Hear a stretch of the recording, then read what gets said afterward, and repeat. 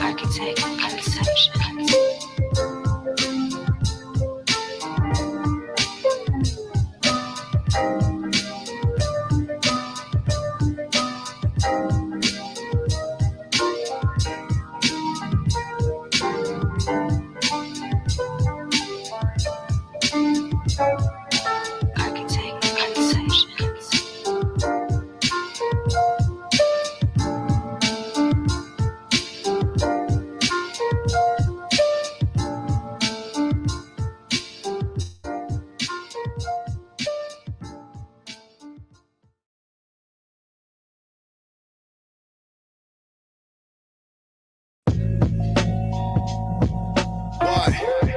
Stay sharp, motherfucker. And we back. What?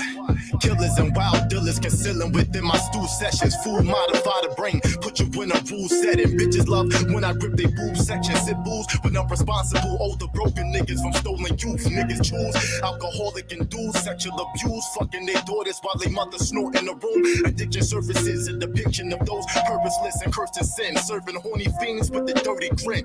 A lot of obstacles. Bitches go for niggas with a lot to lose. Ops pop a tool just to stop your moves. Underage, copping loose pussy from a prostitute. 98 problems, I finna shot me a Glock or two. Make it 100. Wig bacon is stunning. I smoke an 8 for them nuggets on days that I can't stomach. Others pray for them youngest that suffered, but Jesus never came. Learned early people make promises, but it never changed. Baking soda was a marketing trail. The road to riches was a highway to hell. Dollars in jail. Obama was a forced prophet with a poor doctrine. Young horse became fucking bored and chose the porn option. Yo, lonely stoner, watch homies that wanna chrome ya. Two in your dome, leave your bones stiffer than chronic pneumonia. Invest in crypto, not bunnies that sniffing is crypto. I blame perversion on religion, the wicked is potent. Vatican blast, shattered glass in the mag. Smoking Elizabeth or jacking my dick to a show with drag. Metaphor for my flow when I rap, it's nasty. Fame hate that I embrace everything classified in the lab. Nigga, goodbye. Fuck y'all. I'm too high. Oh well. Goodbye. Fuck y'all. Be too high. I seen how a shadow could unravel a man. Travel the lands, never witnessed with a tab in my hand. Understand my definitive plan is self-murder. Palm on the burner, schizo, spark the herb up. Long Island sacrifice, snuck an automatic Mac 11 in heaven to clap God in the afterlife. Rappers like Javi be evil, so we ain't that nice. Smacking up they wife while I'm stabbing her with a crack pipe. That'll get these niggas in tune within my movement. Assuming I even give a fuck about they 2 cents. I'm ruthless, finna take over using a blueprint. I beat an instrumental like my women, I'm abusive. A nuisance, gripping a Ruger inside a synagogue. While these niggas worshiping the Torah, I'ma let it all. Read it all and seen a lot more. My mind gone, 5 hard bottles of rock inside my sock drawer. Popping oxy till my eyes roll back. Dying in the hospital, watching my line go flat. The fly nomad, all of my bitches sniffing on Mohan. Sold sands out they rehabilitation programs. The chrome land shots that snatch souls and tag toes. Bad hoes gagging on mad dick for that cash flow. Lassoed and chained up inside a gray truck. Raped and slayed, they remain stumped in the bay. Fuck.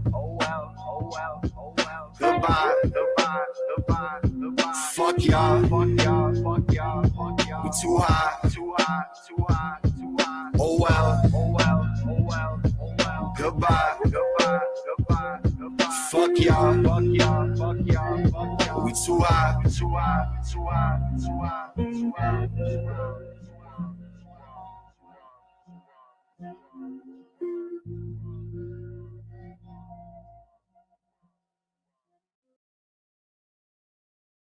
Loretta. They don't know nothing about the Southwest, dog. AZ shit. Yeah. It's like, let's go. Live from the coast. Feel the vibe, I got highs for the low. Silver lining, still grind for my goals. Label offers, getting high on a bow. Dedication and patience, you know the state of mind. Probation in jail, I know the state of mind. Either way, I know it's taking time. Stay positive and solid, cause it make you shine. Like the Macy summers, made me tougher. In the hundreds, had to chase those numbers. Stay true to the city and elevated above it. Only try to make classics I can play for my brothers. Hated to love it, we on the way now. All these sky miles, cause we stayed down. Till I got a couple comments in the PayPal. Straight out the desert, go and tell me how my state sound. Let them know where you from now. Rise high, never calm down. 120 on the highway. No love, I did it my way. Let them know where you from now. Rise high, never calm down. 120 on the highway. No love, I did it my way. Live from the soul, feel the vibe, some fly with a flow. Figures rise, put in time and it shows. And I won't stop, I know I'm gonna go. Hard work and motivation be my state of mind. County raising heavyweight, I know this state of mind. Yeah. Either way, it's gonna take some time. Some people change, some only stay alive. I had to leave for me to make it. Make my exit, left my demons on the pavement. Southwest, baby, they don't even speak the language. Soda to the grave, homie, Phoenix, get the paper. Yet in one time, Greenway to baseline. Maryville still shooting in the daytime. 12 still mobbing with the K9. Better pay attention and get popping in this state of mind. Let them know where you from now. Rise high, never calm down. 120 on the highway. No love, I did it my way. Let them know where you from now. Rise high, never calm down. 120 on the highway. No love, I did it my way. You know, I ain't never gonna stop rapping this AZ shit.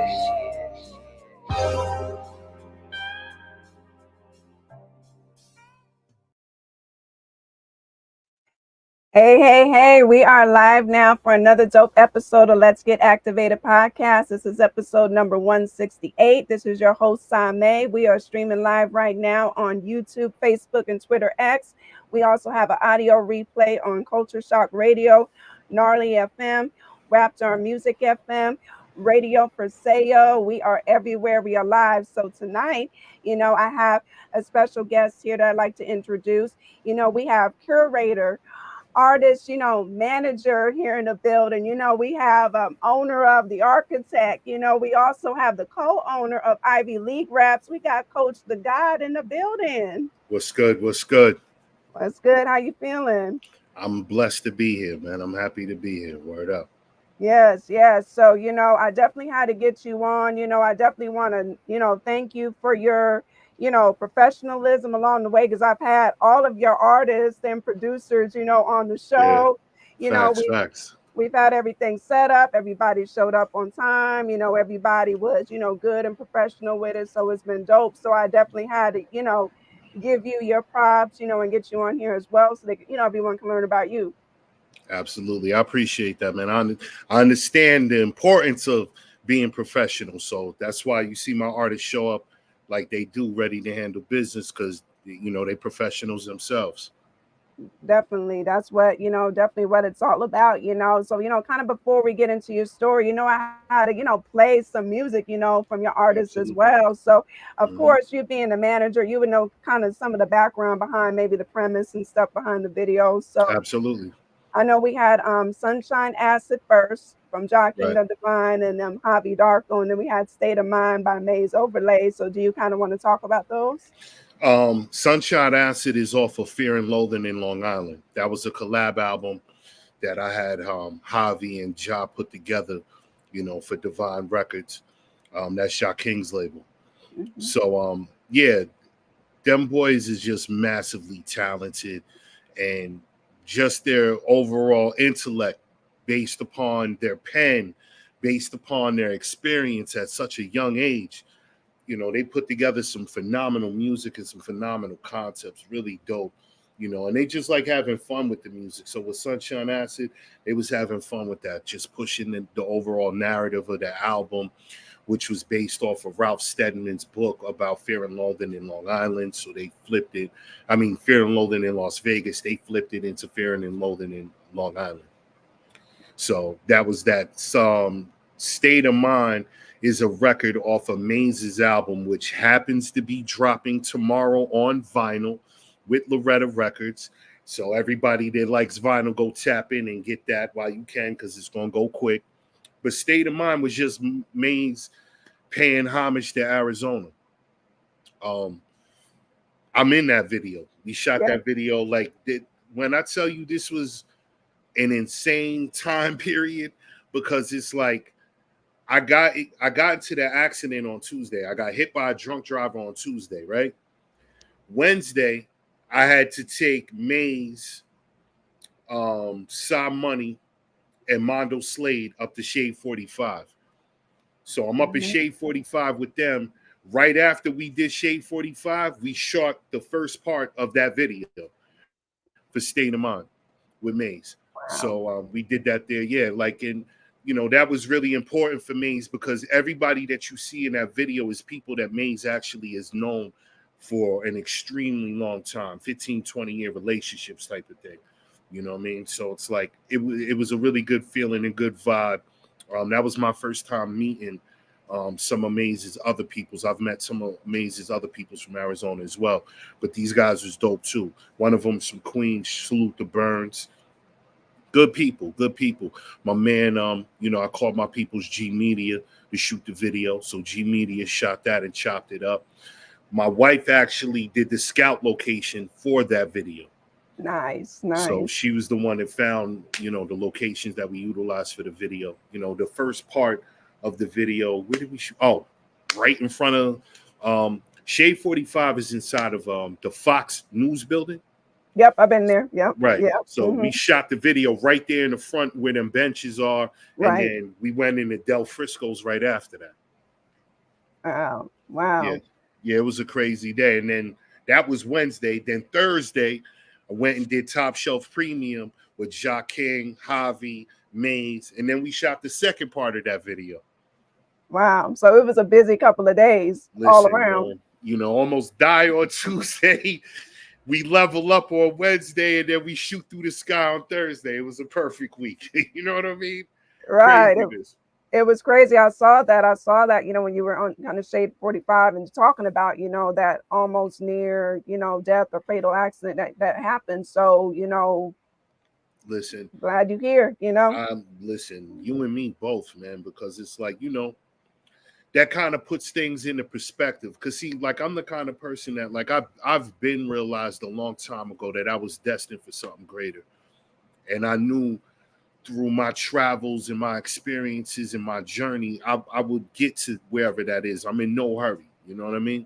I still got time. So when that happened, that was just kind of like furthering that in my mind. Like, you know what? The average person, they would have been out of here. They would have been out of here. If they would have saw what I saw the way that I saw it, they'd have been out of here. Just imagine you just driving and then somebody just 100 miles per hour smacks you on the driver's side out of left field. And I'm still going through the dumb shit with insurance and doctors and this and that, car in and out of the shop. It's like crazy shit, Yeah. But I'm happy to be here. So it's all love. It's all love. Right. You're here to tell the tale. So that's, that's what counts, I'd rather me be telling it than someone telling it for me. That's right. That's right. That's right. That's peace. So, we got to get into your whole story, because you do, multiple things, you know what I mean? Like, so how did you get your start? All right. So, well, we got to go back a little bit, right? Yeah. So my entry point for, let's just say the music business. Right? Okay. Because obviously hip hop is something that I feel like you have to be a part of, like you have to indulge in that. You have to become a part of this culture to fully embrace it. So like I was born into hip hop. So like that was off the birth. As far as in the music, I'm in high school. I'm running around. I'm active. I'm outside really heavy. Dudes that I was rocking with, they was like, yo, we about to start throwing shows. And I'm like, all right, bet. Like, what are we doing? So they like, well, we got these guys from Queens that we're thinking about bringing out here. They dropped an album before. It didn't do so much, but they're about to relaunch, and we think this shit's gonna be big. So I'm like, all right, bet. So they're like, yo, check this out. Sitting in the back seat, I remember this like yesterday. I'm sitting in the back seat of my man's Pathfinder, and they hit play, and these niggas played me Shook Ones Part 2. Mm-hmm. So I don't know nothing about Mobb Deep at this point. I didn't know about Juvenile Hell. I didn't know nothing about none of this. You understand? Mm-hmm. So I hear this record, and I'm like, what the fuck? Yo, who are these dudes? They like, yo, these guys from Queensbridge called Mobb Deep. We gonna bring them out here. I'm like, I bet. Brought Mob out, met Prodigy, met Have. I bought these niggas Mad Hennessy. Okay, let's put it to you like that. Mad Hennessy, like literally. I bought these niggas 3 gallons of Hennessy. Like it was, yeah, no. It was that Hennessy shit that they was talking back then. It was very real. Trust me on that. I can attest to that. I co-signed that one for real. But do the show with them. A week later, my man that actually had the plug with the label, which was my man Ty, he pulls up on me.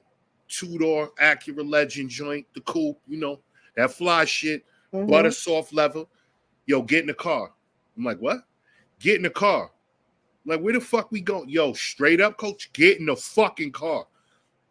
All right, getting in, you know, this is like OG, you know what I'm saying? Right. I get in the car.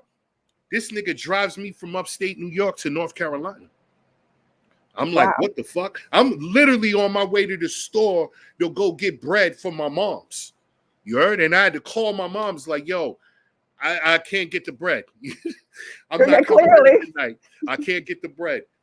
But when he took me out there, I actually learned hands-on how they source and work records. So Ty had a direct connection to Loud Records, right? So he had peoples inside of Loud, and that's how he got activated and he was involved. So when I went out there, pretty much how they were doing things back then was you would go to a town, and this is where the label has sent the music to, right? They've sent it to this radio station. They got some physical copies in mom and pop stores out there, because at that point, there is no streaming. We're still off of vinyls and tapes and CDs and shit like that. It's golden era shit. So we're literally going to the mom and pop stores, reading sales sheets. Like, this is how you read these sales sheets. You see these numbers. This is them. This is the amount of units shipped. This is the amount of units sold. So I'm literally learning the music business hands-on. You take that information, you go to the local radio station, you see which one of these acts from the label is, you know, is getting a lot of BDS spins, which is broadcast digital spins on Nielsen SoundScan. Who's getting the most spins out of the label in this particular area? Whoever that artist is, now we booking a show. Now we got to go find the hottest club in the area that's throwing the best shows. And we're putting them people inside of them shows to do shows. So I literally learned this music business shit by default, honestly. Like, you know, I used to think about maybe being a producer coming up, looking at that. But after meeting Prodigy, after learning this music business shit, I started to get a love for being an artist. I wanted to be an MC. So I started putting pad to pen. And then I literally got really, really good and really nice at that, to the point that I can say, yes, I've mastered my craft when it comes to bars. So I became an artist, and I was doing the artist thing, moving around, touring all across the country. I've touched some of the biggest stages in this country, in New York, definitely, you know, because I performed at the Puerto Rican Day Parade twice. You know what I'm saying? I've performed at Webster Hall, Irving Plaza, 51, shit, man, Brooklyn Bowl, every major venue, you know what I'm saying? Every major venue, you know, so, and then you meet people along the way, and, you know, you start, you know, rubbing elbows with different people in the industry. So I was an artist for a long time, did a lot of music, got paid a lot of money. I lived 12 years of my life off of rap music without even having to drop a record. So I learned this business really well hands-on. And me and my wife decided that we were going to do some shows. She had already done shows in her past, and I had put together some shows in my past as well. So we were like, yo, we're going to do this show together. We put a show together. We had some artists come out, and we had some like other celebrities involved. So we had DJ Jazzy Joyce. We had Joyce come out to be a celebrity judge. Did that. Joyce saw me building with the artists after the show.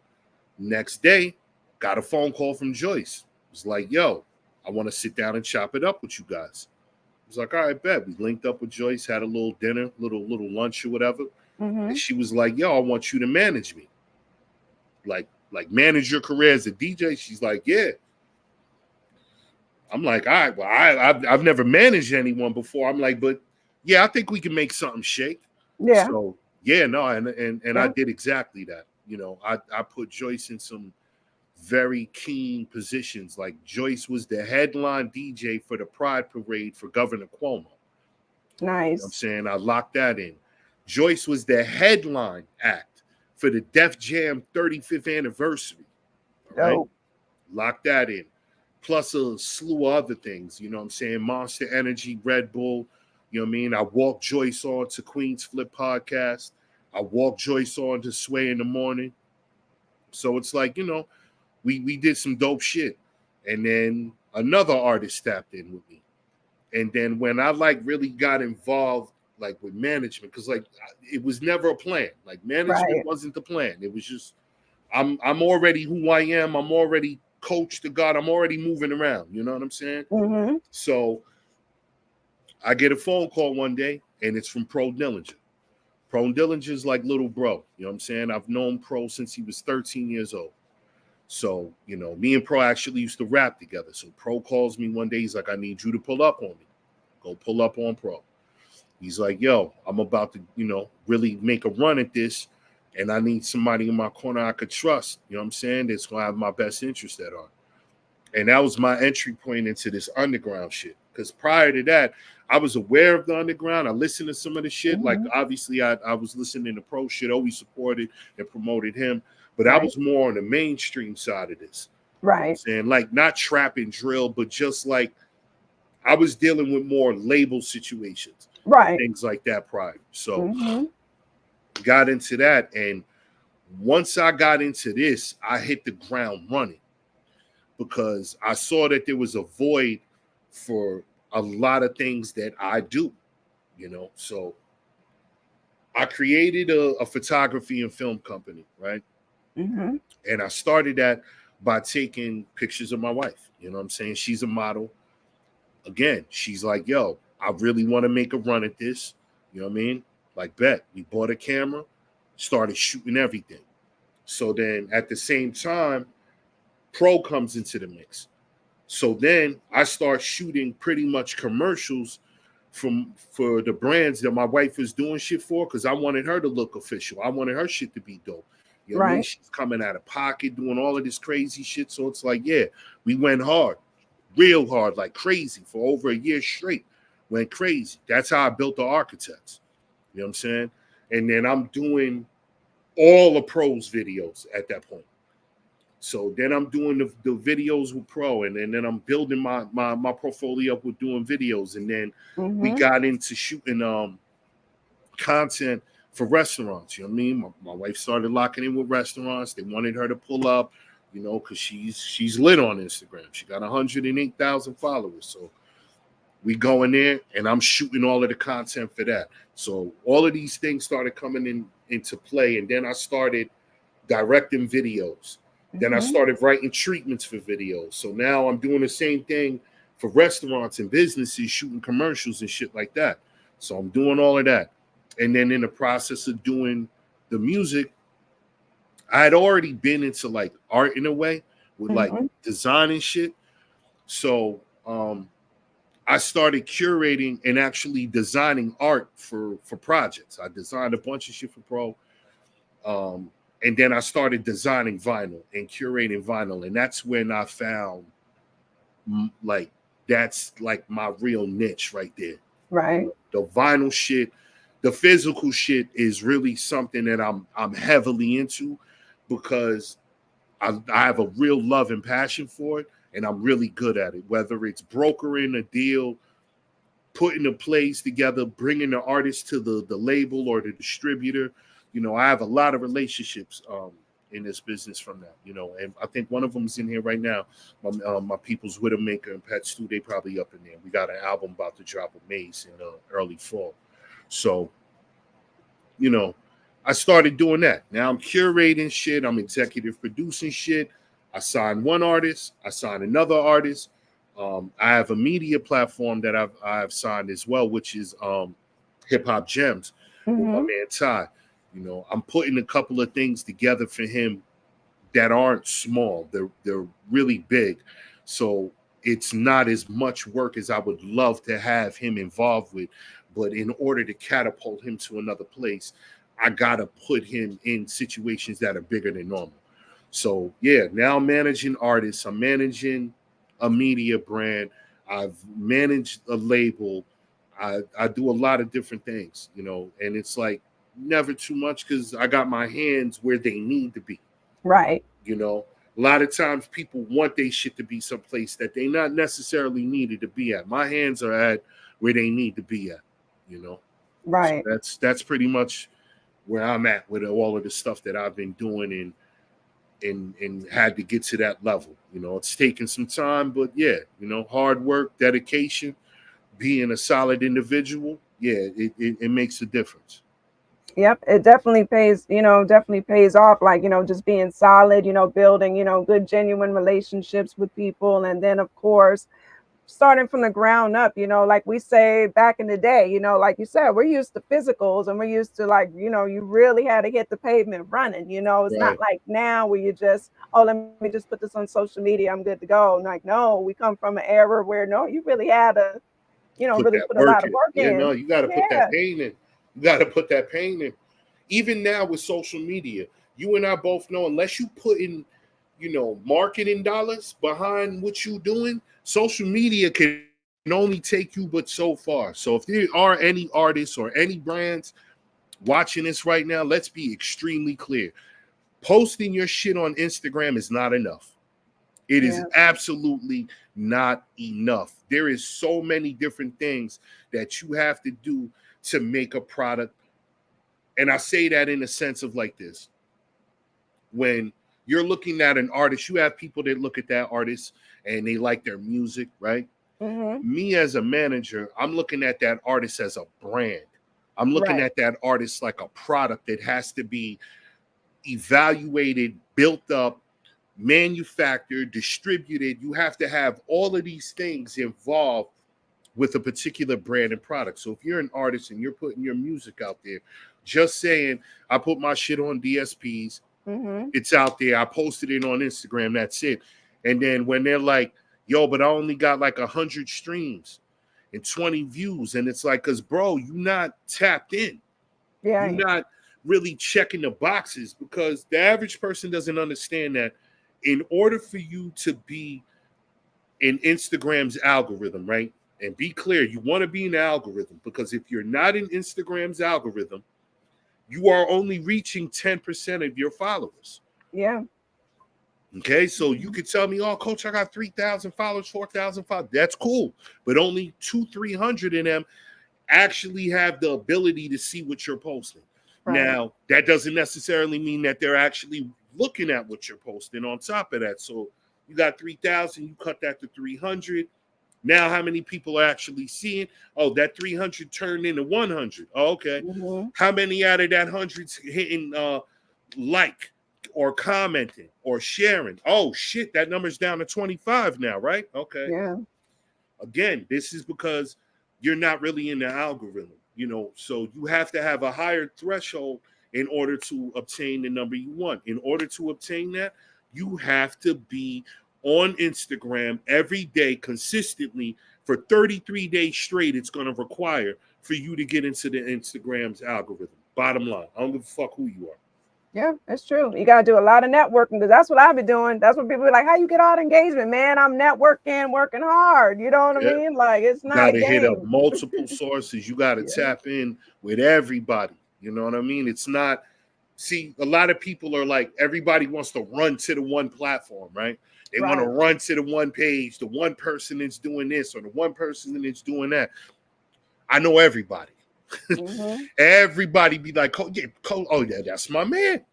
I know everybody. You know what I mean? So it's like, and it's because I tap in with everyone, and I tap in with people being very genuine. You know, so it's like, yes, I take things very serious and I move accordingly. And yeah, all of my artists, everybody that I broker deals with, we're all well invested. We're not out here having fun. This is not for fucking a hobby over here. This is real life shit that we're doing over here. When it comes to this music thing, especially when it comes to this physicals, yeah, I'm dead serious. Yeah.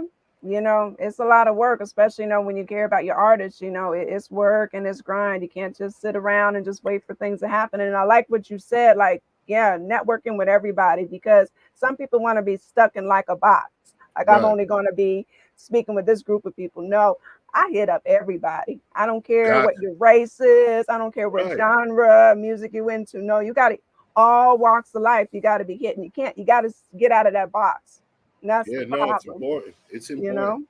Talking to everyone, because look, one of the things that I realized and I've learned, you do not know who is who and who's connected to what. You Right. never know. You never know. Like there's a lot of people running around thinking that there's one way, but in reality, it's another way. And it's because they're just kind of like a horse with blinders mentality. They're not Mm-hmm. looking around. You know what I mean? You got to pay attention to what's going on and really figure out what's happening, because you know a lot of artists be like, oh, I don't do the politics. Then you're not going to have a successful career. Bottom line, success is determined on you politicking with people. It has to be, because in order for you to get your name and your brand out there more, you got to deal with a variation of people that are from all walks of life, that are from different countries. I talk to people from America to UK, Germany, Russia, Spain, Switzerland, Sweden, Australia, Japan, China. Like, there's so many countries of people that I deal with. You never know who you're going to meet in this world that may say, hey, I really like what you're doing. I want to get involved. What do I got to do to get involved? And that person might be the person that makes or breaks your situation. You know, That's so right. being stern on doing good business, being stern on understanding that you're getting involved with something that it's going to require for you to be consistently active is extremely important. Most artists think, I'm going to show up, I'm going to make this record, we going to drop it, we're popping, we're lit, it's up. No, you're not. That's not how this works. That is not how this works. There's not one artist that I have that will tell you that this shit is easy. Mm-hmm. It is not easy. It is not. Every artist that I deal with will tell you, coaches on my fucking back, bro. Like, I got to get this done. Why? It's not a game. 88 will tell you. Oh, yes. Travis will tell you. Oh, yes. I be breathing on him too. Yes, because it's important that we look at, like, look, think about it like this, right? Today's Thursday. Tomorrow's Friday. We can't get Thursday back. Right. Nope. You see what I'm saying? Every day is important. Like, I try to explain to everyone that you looking at this like almost like your job is what's going to put you in a different perspective. Like, you don't give your boss them excuses. Your boss don't want to hear nothing about your baby mother, your issues, none of that dumb shit. They don't want to hear none of that. Are you coming to work today? No, you're fired. We're going to get somebody else that going to work where you don't want to work. Same thing with this music shit. The only difference here is because of DSPs and ability for anyone to stream music when they want to. It gives the artist a sense of falsehood, so to speak, where they believe, I don't need this, I don't need that. I don't need to do this. I'm gonna do it my way, right? I want to do it my way. There's no such thing as that. Right. There's no such thing as that, because no matter how independent you are, see, when people use that term independent, I think they need to fully understand what that means. When you say you're independent, that means you don't need DSPs, right? That means you don't need that company's platform that your website is built on, right? That means you don't need YouTube. That means you don't need vinyl. That means you don't need tapes. You don't need CD. You don't need nothing. You're going to do it and pop a whole percent on your own. We all know that's not realistic. There's no such thing as that. Independent just means you're making a choice to who you're going to work with and what brands you're going to deal with and what companies you're going to work with. That's the only difference here. Now, the problem with that is, let's say you're an artist. You come into this game, right? And you drop, I don't know, let's say one album a year, right? How far you think that artist is going to go? Yeah, you don't have no marketing budget. Yeah. You don't have a promotion budget. You're not doing boost ads on Instagram, on Spotify, on Apple, on YouTube. You're not doing any Google ads. You're not doing none of that. But you're dropping an album a year. Now, am I supposed to believe that you're serious? That you really want to do this? Am I supposed to believe that we're going to have succession together as a unit working towards this end game, this goal, the light at the end of the tunnel? No. Because I'm not saying that you got to be fucking Lil Wayne in 03 dropping, a mixtape every month. But let's be real. The competition standards is extremely high out here right now. Right. So you see a lot of artists that are really good and they're not getting the shine that they deserve. And they're like, oh, well, look at this whack guy. People showing this guy this trash, all this love. You want to know why? He's consistent at being trash.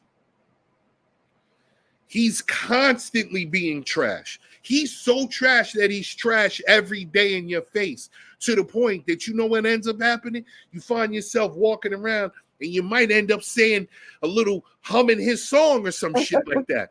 Yeah. Why? Because that motherfucker is in your face every single day. Every day you turn on your fucking YouTube, open your app, boom. Oh shit, this dude got an ad on YouTube. Oh, he got a new video to drop. Instagram, got an ad. I can tell you about a lot of artists that I came across, my wife has come across because of an ad. You know what I'm saying? Instagram ads, man, like these things make a difference. They really do. Yeah. They do, to get the reach and everything out there, and just, being consistent, like you said, with the content and stuff, because like you said, it's so saturated with so many people, so you got to be consistent, Right. Absolutely. It really is. So I got to ask you though, because you do have, many, artists and producers that you are like managing, like where do you find a balance with all of them? Because, it's different personalities and stuff. So how do you handle all of that? Well, look at it like this, right? Everybody doesn't have a project dropping every day. Right. Everybody doesn't have a project dropping every day. So 1 week, that week may be dedicated to Maze. It may be 3 days out of that week dedicated to Maze. There may be a whole week or a whole month dedicated to Slade, right? Same thing with 88. Same thing with Stats. Same thing with any artist that I work with. What I do is I balance it out based upon what we have at hand. So if I know that I have, let's say, 3 drops from 3 separate artists in 1 month, right? I section it out accordingly. So this week is going to go to Slade. This one's going to go to Maze. This is going to go to Ja King. This is going to go to Javi. This is going to go to Stacks. I move the pieces around accordingly because not everybody has the same thing going on at the same time. Now, sometimes what I may do to give the team a complete push. Sometimes by default, I'll have 2 artists that may have a drop on the same day, right? So for example, tomorrow, 88's long-awaited project drops tomorrow on DSPs, but Maze has a physical vinyl drop tomorrow. I noticed that. Yeah, I noticed that on the, on Instagram. Yeah. Right. So, and I promote them evenly accordingly. We make sure that we have a proper rollout. We make sure that we have some promotion reels. For Maze, we had a little bit more because we had the video and all of these other things. And then now with the vinyl, that within itself, it's art. You know what I'm saying? So we're promoting the art that's being sold tomorrow, That's dope. So I just put it all together where it's like, never try to rush everything, never try to jumble shit. I don't do the jumble shit. Right. There has to be clear and even. So it's like, even though Mains has a drop, 88 has a drop same day, you would not know the difference, because it's like, well, I see Coach promoting 88 shit, I see Coach promoting this guy shit, and then I might turn around and promote something else that I got happening, you know, because I'm about to drop a episode for the God Mode Cypher, because also keep in mind I own God Mode Records. Yes. So I'm about to do a cipher, like I'm about to do a series of ciphers for God Mode, and the first one I just got done editing, and I'm about to put that out as well. Dope. And my artist King Kamal actually has a question for you. He says, which do you feel is best to drop in this climate, singles, EPs, or albums? Exactly in that order how you have it. I'm gonna give you a free jewel. You have an album. You got 12 songs, let's just say, on an album. You drop one single, push that, promote that, push it, week, 2 weeks. Drop another single. Same process. Wash, rinse, dry. Wash, rinse, dry with that. Drop 3 singles, right? Then you know what you do? Now, all of this is coming from the same album. Keep that in mind. Right. Now, after you drop the 3rd single, the next thing that you want to do after that is take another 3 records, make that an EP. Now drop the EP. Push the EP with a video. Push the video, push the EP. Now you're pushing single, EP, drop, right? Boom. You keep pushing that. Once you push, let's say you push the EP, I don't know, 30, 60 days, depending on what the traction is. If you're getting a lot of traction from it, do a 35-day cycle. For, you know, what you want to do is between each record, you want to push each single for pretty much 2 weeks, right? So 3 singles, 6 weeks. You're pushing that. But the singles, you're pushing with content with each single, right? So it's saying, hey, that's the name of this record. This is let's say you have a video for the singles. This is the video for this record. But this video and this song, it comes from this album. Right. This project, this EP, right? Because nobody knows it's an album yet. Right. So you're doing the singles, 6 weeks. Then you start to push the EP, right? Drop the EP. Now you push the EP for the same amount of time. So now in that process, we're already 3 months in, right there. 3 months in, and then you do the same thing from the EP to build into what? The album. So now you got 6 records out there. Now the EP's rocking.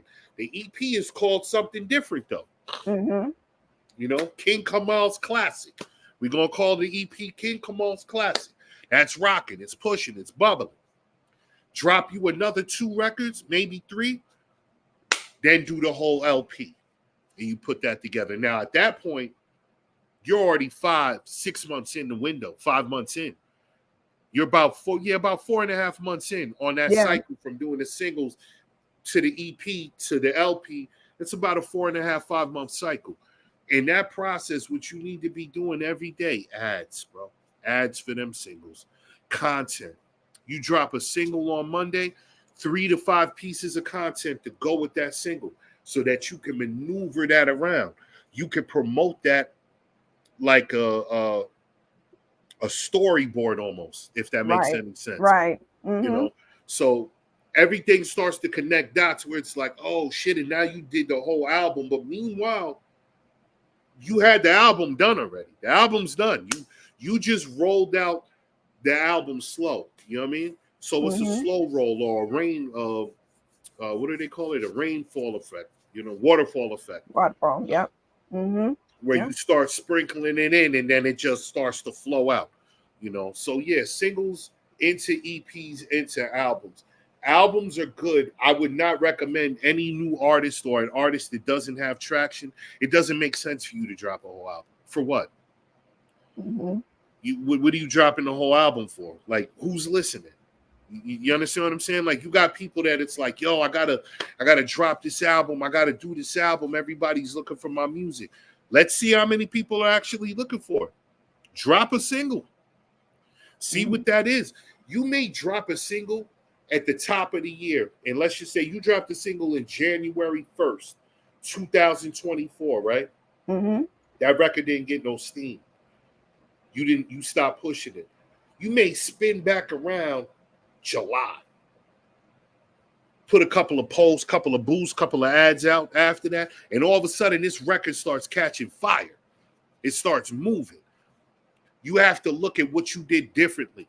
Timing matters. Like everything that's going to fly in the winter is not going to fly in the summer. Right. Like, people have to really understand that music is gauged off of emotions in a way, where it's like you don't feel the same way in Christmas that you feel when it's hot as shit in July. You know what I mean? Right. So That's there's a big difference in that situation. So it's like, yes, the climate, when you drop it, how you drop it, it matters. Having singles is way easier for an artist to maneuver around and figure out who they are and who their listening audience is. If you ask 10 artists, what's your biggest demographic, you're lucky if one of them knows. Yeah. You know, that's true. You're lucky if one of them knows what's going on and who their biggest demographic or listening market is. Most of them don't know what that is. They, you know, because again, they're doing what? They're dropping music on DSPs, and then it's like, pray for the best. Yes, and we already know DSPs are rip off anyway, so we already know how that goes. We don't even have to. We already know. Please. So yeah, that shit is disgusting. And really Spotify got the nerve, the mitigating gall to say, we're not paying you until you stream 1,000 streams. You get paid after 1,000, and I'm like, wow, bro, wow. It's ridiculous. And they have this thing that they're now trying to charge artists to do. It's like a playlist thing, right?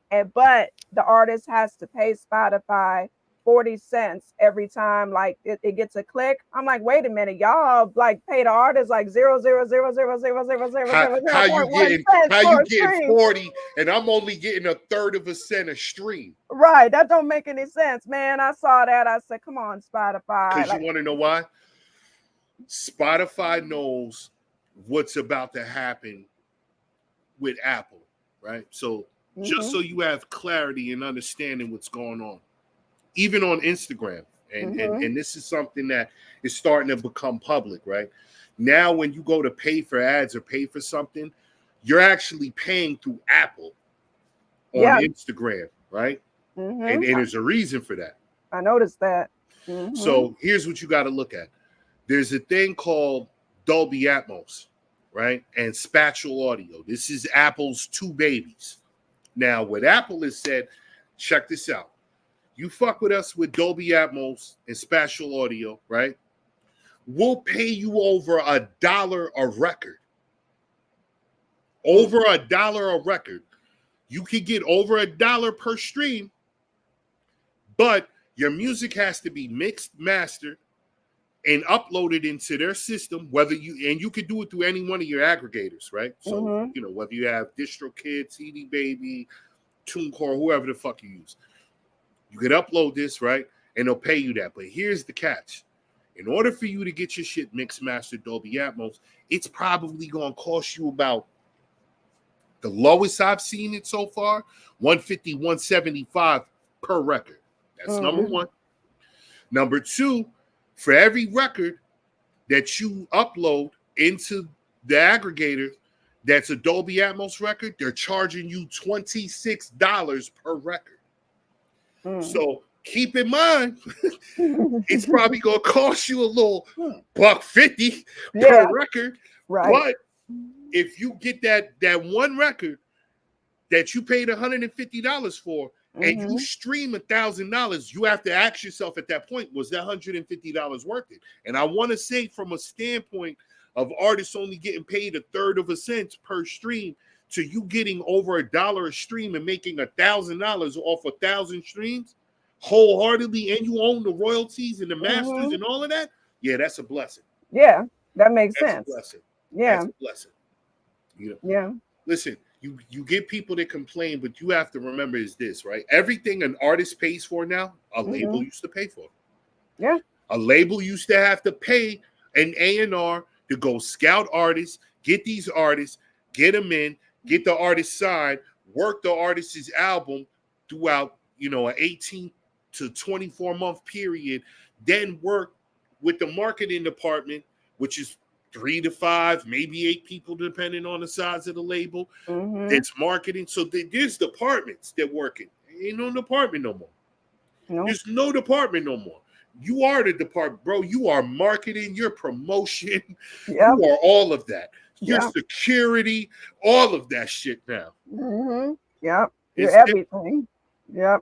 You're literally your own independent contractor. You're every single thing. Yeah.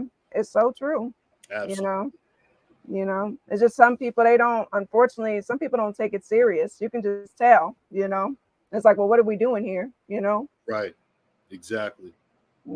So people got to get together. See y'all got to accept these gems here on Activated. That's what we're doing. That's why we had to get Coach the God on here, drop some gems for the people, Listen, I told the people I'm gonna be live. If you got questions, this is one of the rare times that I'm asking questions live, because I do a lot of interviews and stuff like that, but they're never live. So the listening audience doesn't have the ability to tap in.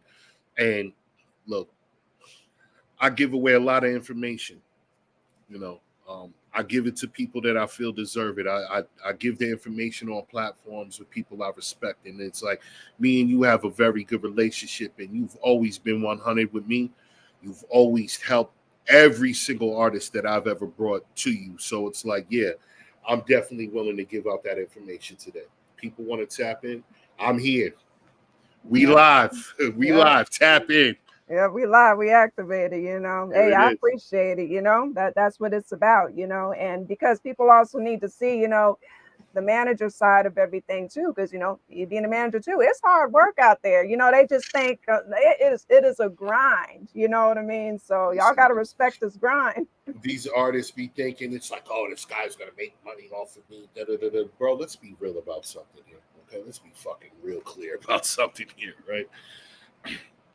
There ain't one artist that I've ever touched or have I done anything with that isn't in a different position. Period. I don't give a fuck who they are. Period. Because I'm really good at what I do, because I'm dead ass serious. I take this shit very, very serious. Yo, my wife could tell you, man. Like, there was nights, Sam. She had to come and get me off the computer 3-4 o'clock in the morning. Like, what the fuck are you doing? I'm like, yo, I'm just finishing this promo. I'm editing a video. I'm sourcing a manufacturer. Like, all kinds of shit is happening. There's so much that happens behind the scene that by the time the artists get involved and they show up, bro, the work is done. The work is done. All you got to do is show up. That's all I need you to do. Show up, do what you do, go about your day. That's it. Why? Because I've already done the hard part for you. I've already done all of the building, the politicking, the talking to this person, negotiating contracts, making sure you get paid the right amount that you're supposed to get paid, when you're supposed to get paid it. We don't never have no issues. Not on my team. Not on my team. Everybody eating. Everybody's eating. So, I look at it like this. You're going to be the best version of yourself if that's what you want out of life. And that's what I bring. I bring the best version of Coach the God when I show up. That's what you're getting. You're getting someone that is ready, literally ready to go instantly at any moment. What you want to do? Oh, we got to fly into Europe tomorrow. I'm out. Like, this is what we on. We on that type of time, because I'm looking at it like this, right? My son is a year and a half. He's 19 months now, 20 months now, right? I can't leave my job. I can't leave my son a job, Sam. That 9 to 5, I can't leave that to him. Right. Everything that I'm doing now is a company. It's not coaches out here fucking around. Like, no, I own businesses. Like, this is real shit that's happening here. So when I'm gone, everything that I've built, everything that I've established, all of this is for him. All of this is for him. These stressful moments, these long nights, this crazy shit that I've had to do. Yes, all of that shit at the end of the day is to take me and my family to another place in life, and my artists, because my artists become family. You know, so it's like they're not a commodity to me. Like, I fuck with my artists in real life. Like, you know, you'll have a real life problem with me if you have a problem with one of my artists, because I don't represent or manage people that I don't fuck with in real life. Right. You know what I'm saying? So it's like, look, it's crazy to say, but the average person that you might know for 10 years don't give a shit about you. They don't want to do nothing. They don't want to help you. They're not looking to benefit you. If they see you in position, yeah, they're going to want you to help them. Mm-hmm. That's how this thing works. People, Sam, you know, I don't got to tell you this. Mm-hmm. You know how this works. Like, they're not out here to help. They're not. Yep. Oh, remember, it's Same now, though. Same, my bad. My bad. Had to say it. I was like, you know, that the other name is out the window, but I know what you know. I know. Everybody's still trying to get used to it, but yeah, no, you know. This is real life shit, man. Yeah, It's important. Like, I take what I do extremely serious. I own businesses. This is not a game. I don't have time to fuck around. I don't play with nobody's time, because if it ain't the architects, if it ain't God mode, if it ain't one of my artists, you know what I mean? It's like, bro, you're taking up time. I could be hanging out with my son. Yeah. I could be chilling with my son and my wife, hanging out. That's what I like to do. I'd rather be at home, chilling with my family, relaxing, man. You know, that's me. So when I get activated, I get activated for real. So it's like, yeah, no, we really get busy on my side of the track, because it's important that any artist that I have, it's extremely important that from the moment that we met, the moment that I signed them, to whatever moment that we're at right now, there's been an elevation, and there has not been one, literally not one, that there has not been an extreme elevation, because this is not I'll do this next month. You know what I mean? Right. This is not that. This is, no, I'm getting this done today. And then I'm getting the next thing done after that today. And then other thing today, right now. Like, we're not waiting. So, you know, I take it serious. My artists are good, man. Like, I'm proud of all of my artists and what they're doing. You know, me and Maze are on a run right now. We're on a major run right now. Like, all of my artists are extremely important. Maze just happens to have the most amount of material that is coming out, like, constantly. Yeah. So I'll put it to you like this. We have a release. Some months we're going to have multiple releases, but definitely every month we're having 1 to 2 releases every month from now till May of 25. Oh, wow. Okay. So it's going to be, y'all going to be working. Okay. Yeah, all no. Right. The work don't stop, because they, you know, when Mace came to me, I think Mace had 3 albums. So we had 2 vinyl situations on the table, and we had 2 vinyl situations on the table, and Mace had 3 in the clip already. And then we dropped another one, and for every time we dropped an album, Maze replaced it with a new album. And then it got to the point where it was like 1 album turned to 3, and then 3 turned to 5, and then 5 turned to 9. And I was like, holy shit, because again, he's a perfect example of, he took what I told him to do serious. I'm like, look, you want this to happen? We got to put our foot on the gas, rip the rear view mirror out, and snatch the brakes out this bitch. We're all gas. There's no brake. Maze took that shit serious. He took that shit extremely serious. And we're talking about a guy that has 4 kids and a wife. Yeah. Okay. 4 kids and a wife, plus a job. And Yes, tonight, without me even asking him, Maze is recording. Yeah. That's how it is, you know. Like yeah. right now, if Travis isn't here, Mhm. he's probably on live making a beat right now. Yeah. Like while we're having this interview, Ja King is literally having an interview right now. Yeah, So everybody's doing something. it's like, Yes. bruh, you gotta be. It's like, what Mhm. are you doing today? It has to be that way. It has to be that way. The more active everyone is, Mhm. the more we have in turn. Slade, I got some big shit happen with Slade. I got a vinyl drop with Slade coming next month. I just took Slade to Shade 45. So Mhm. that's a beautiful thing. Slade got offered a situation that we took for EA Sports. His song is going to be one of the main songs on NBA 2K. Oh, Yeah, congrats. yeah, nah, appreciate it. Sync, They're like, sync we're licensing. There we go. Mhm. this boy. I'm trying to tell you, it ain't just rapping. Mhm. It ain't just rapping all the time. Mhm. Sometimes you could drop 10 albums, right? Mhm. You get one sync deal for one record that can clean slate you for all 10 of them albums. Yeah. You know, so yes, sync licensing is very important. It's a bigger game, it's a broader game out there when you're dealing with sync licensing because you gotta have your paperwork together. Definitely. You gotta have That's your paperwork important. together to do that because you know, and there's a lot of artists that's probably going through this right now. Listen, the government has implemented AI moderator for all streaming platforms and all social media platforms, right? You might Mhm. see a person that, you know, made a comment that said, being a mom is a great thing. And then you got a message from Instagram that you violated community guidelines. Oh my goodness. Yes. That's because of that AI moderator that they implemented. But this AI moderator, yo, when I tell you this is about to fuck up a lot of artists' careers and a lot of Mhm. their catalogs, because what's happening now is, you know how we do.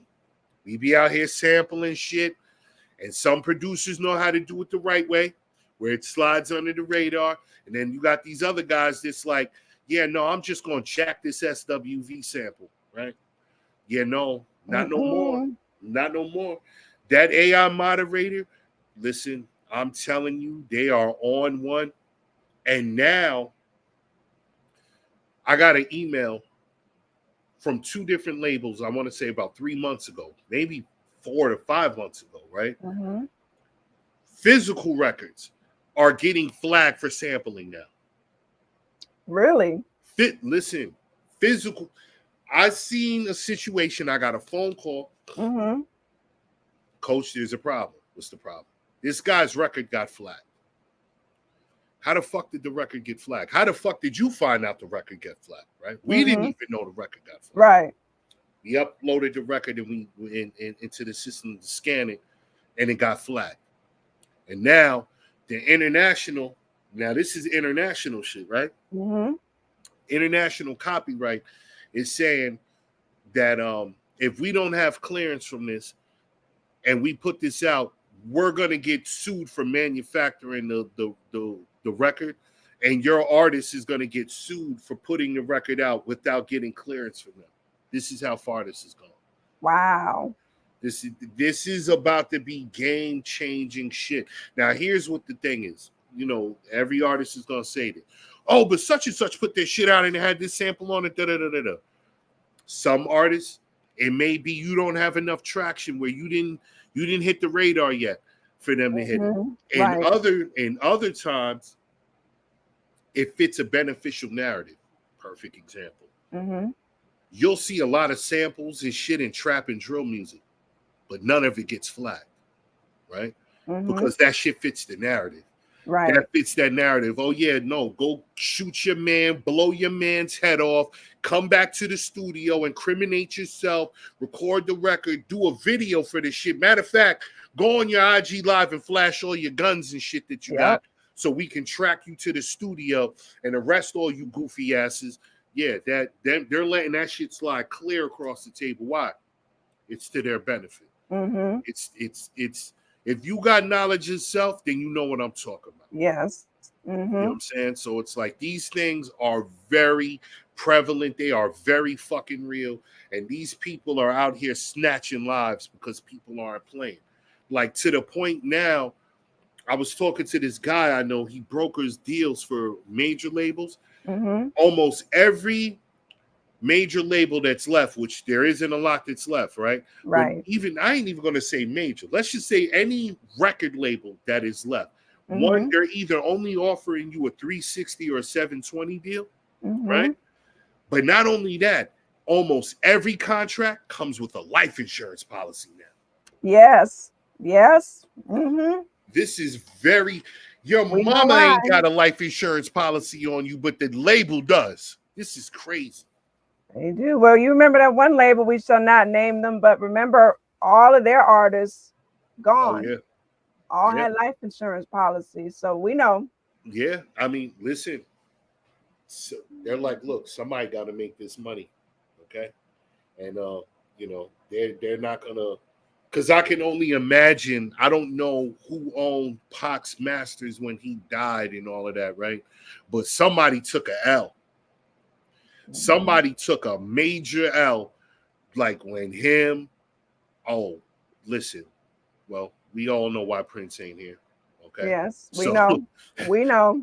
We all know. So it's like, yeah, these people, they made it understood that, like, this is not a game out here. Do not think that this is why I tell people this is not a game. I'm not here to play. Right. This is real life shit. Like, you can fuck around and lose your life in this music business if you do not know what you're doing and who you're doing it with. Yeah. Because not everybody's your friend that pretends to be your friend. Not everybody's your brother that pretends to be your brother. Most people are out here, you know, acting like they cool with you, and it's just to kind of get next to you to see if they can get something off of you real quick. You know what I mean? Yo, hook me up. I could tell you about a bunch of people that have tapped in with me, and it's like, I don't talk to you on a regular, but you know what I do, and you need help now. And now you tapping in just because you know me, like, yo, coach, I need, like, yeah, no, it don't work like that. Nope. It don't work like that. Unless you have my direct number, yeah, no, I'm not fucking with you. My wife made me realize something, right? Because, I used to talk to a lot of different artists. Used to give these free game all day. My wife is like, let me ask you something. If that guy caught $1 million type shit off of something that you told him, you think he's going to give you any of that? No, the fuck he's not. No. Stop giving them this information for fucking free. Stop fucking helping people that aren't fucking helping you. And I took that shit to the heart, yo. Yeah, she's right. She's absolutely right. You know, it's lessons I learned myself. That's why I don't even have a circle. I have a dot now, which I'm happy with my dot. You know, it's quality over quantity. You know what I'm saying? Absolutely. I respect it. I definitely respect what you do because you've been doing this a while. Appreciate it. You're constant with it. So consistency, that outweighs everything, man. I appreciate it, you know, and likewise, you know. Absolutely. You know, from one hard worker to another, you know. You know, we out here working hard, Sam. It's only way. Samay, my bag. Yep. See, I caught it that time. Yep, got it. Yep. Yeah, no, we out here working, man. It's only way, you know. I feel good about what I do. You know, it's nothing wrong with working hard as long as there's growth from it. Like, don't be out here working hard for no reason. Exactly. Don't be out here killing yourself for no reason. If it ain't gonna benefit you, then it ain't worth it. Exactly.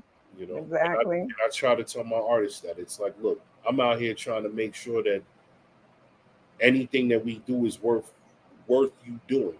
You know, it's like I don't just allow my guys to do like features with just anyone for just any reason. Right. I'm not gonna lie, I probably get 10, maybe 20 requests per month for features for Jock King. I get beats, production sent all the time. And the wildest thing is, it's like, because people want to be a part of something. They want to be a part of it, but they don't understand that you can't just reach out and expect us to bring you in with open arms. And it's like, who told you was dope, bro? Mm-hmm. You know what I'm like? And see, I'm real with it like that. Yeah. There's producers is probably like, yo, fuck coach. And I respect it. And because you want to know why, I'm dead ass serious about who I am. And if you tap in and you send me a beat pack and there's 20 beats in there and they're all trash, yes, I'm telling you, Yes. nah, this ain't it, boy. This is not it. This is not it. You got to go back to the drawing board and get that back together, you know, and be lucky if I let you send that email back. Because I look at it like this, you have to appreciate who you're dealing with and know what level you're at. Knowing what level you're at is very important. You cannot come into this on Monday and then on Friday you in Rock Marciano's DM talking about, yo, I'm the hottest nigga out here right now, bro. I need you to hop on my feature for free. No, we don't do free. No, we don't do free. That's the part that gets me too. Well, you wouldn't reach out to Nas and be like, oh, you know, let's do this for free. You know, no, we're not doing that. Like, you're gonna respect the value. You know what I'm saying? It's, you know, this is something that I tell people, and everyone could use this, right? I tell people I operate off of McDonald's standards. People are like, what you mean McDonald's standards? I'm like, you going to McDonald's, right? Somebody's like, hey, how you doing? How can I help you? And you're like, yo, let me get that number one. And they're like, all right, cool. $12.89. You got to pay that bread. McDonald's ain't no.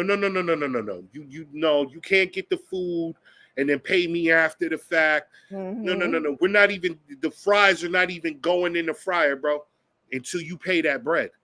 Like that, you see that chick in the back? She's not even, your burger ain't even getting wrapped and worked on until she sees that screen that says that you paid. McDonald's standards. You have to understand that everybody has something that they're doing here. Respect people's time. Respect people's energy and their money. And if you don't have the money, it's like, oh, you guys are trying to get rich. I had a guy tell me, because I wouldn't let Ja King do a feature for him for free. And we had no interest in working with this person at all. Like, you're not in the lane. We have no benefit in working with you. Right. And especially you want it for free because it's somebody that I know I'm charging them to get a feature for Ja. So you're trying to get rich off of guys like us. This is what this person said to me. You're trying to get rich. I'm like, bro, if you consider $500 to $600 getting rich, then I think we need to have a different type of conversation right here because your financial structure is all fucked up. That's number one. Number two, I could turn right back around and say, well, guys like you want to get rich off of guys like us because we've already established ourselves. We've already put the pain and the work in and made the numbers and the relationships and all of the things that we've done to get to the point that we're at. Now you just want to be somebody that don't nobody know. You just want to slide on in and be like, yeah, I'm down. What's up, fellas? How you doing? You know what I mean? You want to talk to people across the room. Like, nah, bro. Nah. It's a different game, man. This is a blood sport. It is. This is like playing football or basketball.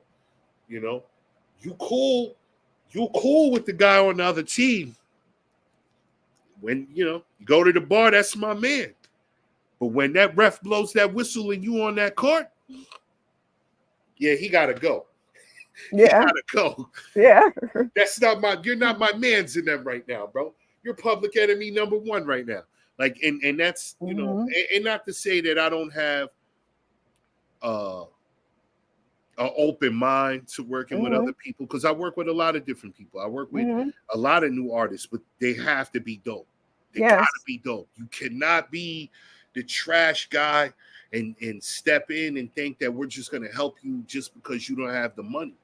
Right. And I mean, this game is insane. When Ja went viral last year, right? We're talking about, we did, I think it was like 6 million streams in the course of 48 hours, right? I've never had that many emails and DMs in my entire life. Okay. I had so many people hit me up. I want a feature from Ja King. I want him on my album. I want him on this. And this is the part that's going to fuck you up. Mm-hmm. And this is what made me realize how delusional people are. These people weren't even artists.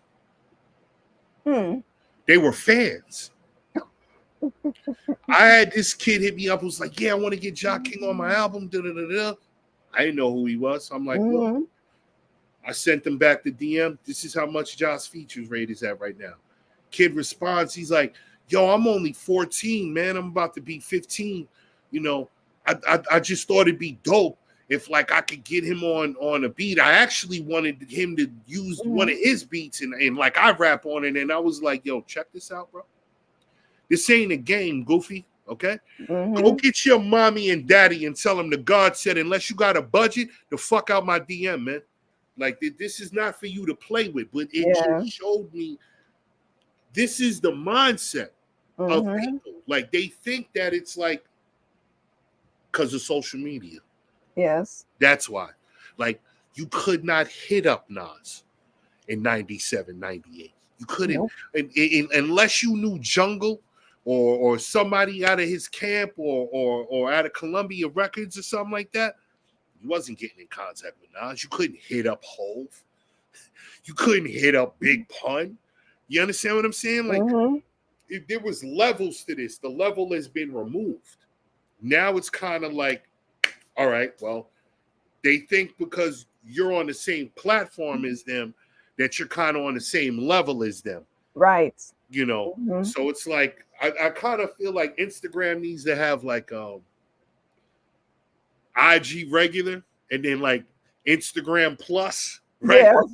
So it's like, I'm good on regular, like, and I respect everyone. I don't have, you know, but I'm not on Instagram for fun.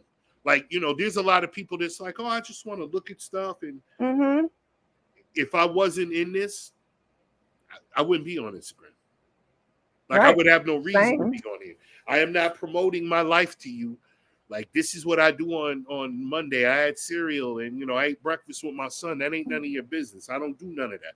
So it's like, I'm here for a real reason. I feel like there needs to be some type of guideline structure of somehow where it's like, there's people on that on Instagram that do business and they're on this tier and, you know, you're here for fun and you want to hang out and, you know, you need to be over here because it's convoluted right now. It is. It is. And you know what else gets on my nerves? This is my pet peeve. Now, we know how easy and short bios are, right? Yeah. I can't stand that people don't read the bios. It's like, read the bios, okay? People, please read the bios. The artists have their manager information. Do not hit up the artist directly. If you see management, if you see another thing, an email tab. See, if I see email tab, I won't even DM. I'm gonna go to the email because obviously instantly email. But if you see the management in the bio, hit up the management. Stop bothering these artists. Stop it. I can't stand it. No, you know what it is? You know what it is? This and I go through this all the time because there's people that's like, I've had people try to lie on my name and be like, oh, well, I heard your manager is difficult to work with. And it's like, bro, show me one person that's going to tell you I gave them a hard time or anything. No. What you heard was I don't fuck around. Yeah. Right? So what they want to do is they know who the manager is. They want to bypass you, right? Because they think I'm going to be cool with this artist. I'm going to make friends with this artist, right? Just so that they're clear. When they do that, I have them booby trapped. You get in line, my boy. That's what's happening. My artist is like, yeah. No. Okay, yeah, you don't want to deal with my manager. Yeah, no, I understand. Meanwhile, every word and syllable that's coming out of his mouth, I told him to say. So these people, it's disrespectful with intent. Yes, it is. It's not that they didn't read the bio. No. They read the bio. They know if they go through you, or you gonna have to pay. Yeah. It ain't gonna be a conversation. You gonna have to pay, but they think if they hit the artist up and they become cool with the artist, or they try to sell them the dream, right? to Yeah. get the artist, you know, now the artist is like, yo, this guy hit me up. I'm thinking about it. One of the things I always tell my artists is this. Somebody hits you up, you tell them to tap in with me. Yes. Yep. I don't want to find out that you was talking to somebody else when you not. Because every single person that I have, they're under contract. And I got a lawyer. Okay? I got a guy that's really good. All right? So my thing is this. There has to be a comprehension and an understanding and a respect that goes between the manager and the artist. My artists all know I'm not here to violate. Right. I'm here to help. I'm here to make your life better. There's times that people tap in with my artists directly and they're like, yo, I want to I don't, you know. And they're like, yo, tap in with my man Coach. I don't really want to, you know, what do you want? Right? My artist hit me like, yo, this guy's in my DM. I told him to hit you. He's acting weird, but this is what he's saying. What, you know, what do you want to do? It's very simple. If there's a respect and an understanding between you and the artist, it won't be an issue. But I feel like there should be an automatic respect between the people that want to tap in with the artist. And if you know that there's management involved, listen, there's people that I've dealt with that rather deal with the manager. I remember one time, this is the first time I met DV Alias Christ, right? He was doing a record with Pro. He wanted to do this video and all of this stuff. And Pro's like, oh, I'm going to have to figure it out. I'm going to talk to my manager and let you know. Christ was like, oh, you got a manager? He was like, yo, give me your manager's number, bro. I'd rather talk to your manager.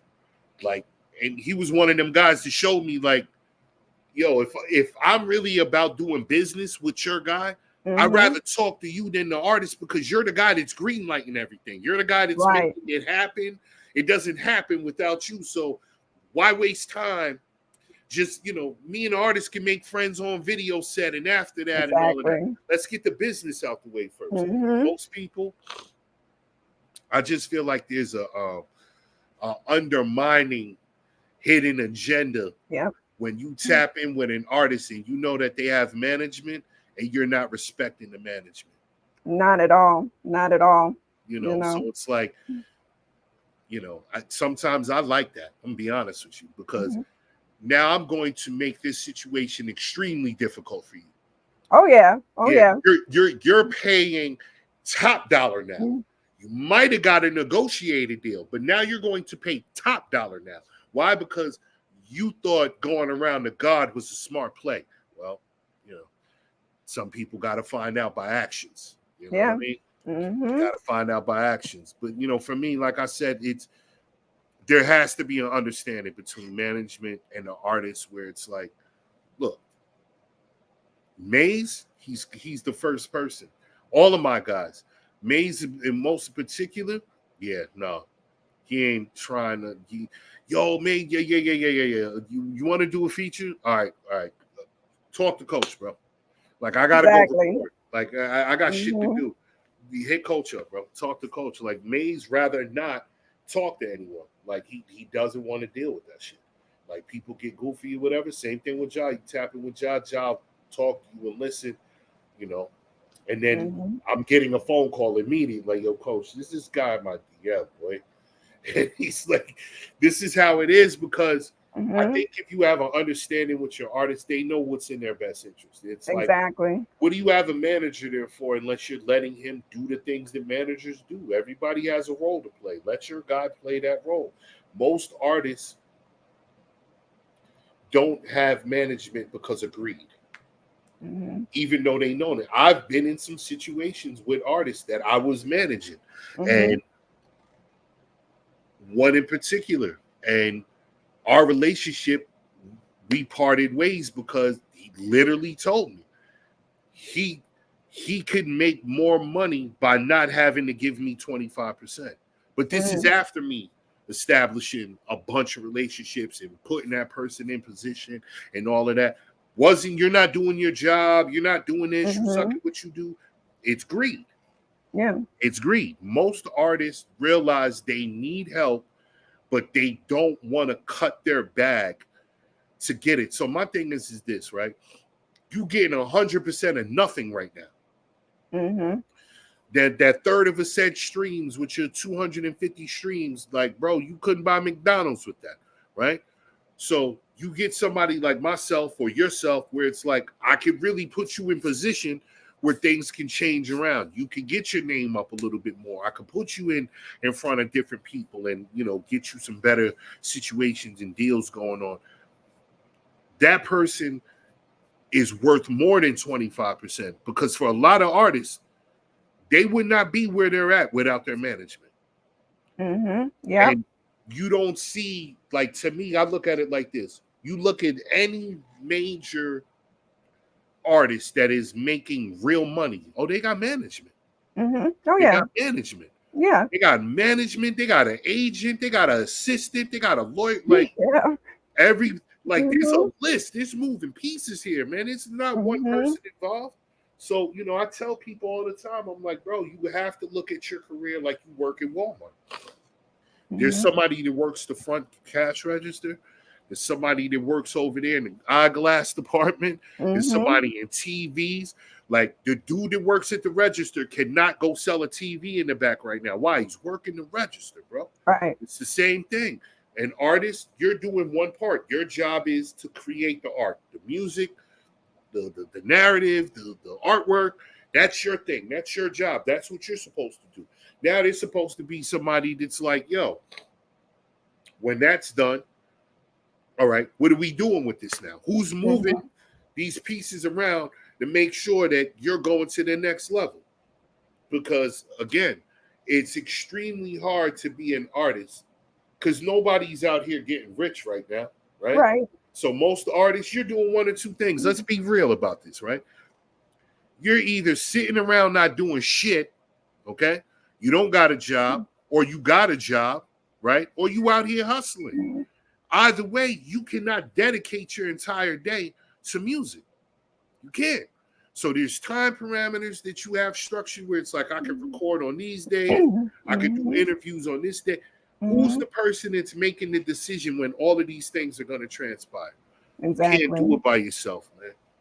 You can't do it by Exactly. yourself. You can't. It takes a team to make money. I've never seen one person rich and there's not 10 other people behind that one person why that one person is rich. Nah, he ain't the only one that's rich. There's somebody else behind him that's rich too. Why? Right. They played their part. They did what they had to do to put themselves in position. It's just about a mental balance. That's how I look at it. It's a mental balance where you have to understand, my job is to do this. I'm going to hire someone to do that, and we're going to work together as a unit.